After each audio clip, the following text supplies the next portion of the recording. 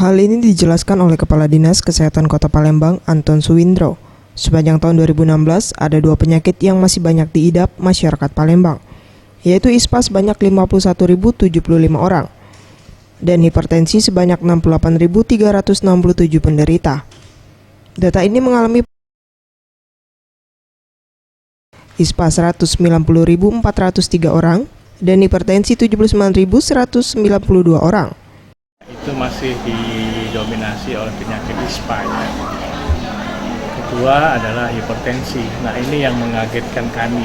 Jadi kenapa muncul hipertensi? Karena kelihatannya terkait dengan perilaku hidup bersih dan sehat. Hal ini dibenarkan Dr. Zulkhair Ali, Ketua Komite Medis RSMH.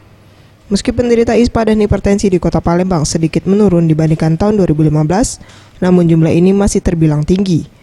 Menurutnya penyebab penyakit tersebut akibat kondisi cuaca, serta pola hidup dan kondisi lingkungan masyarakat yang kurang bersih.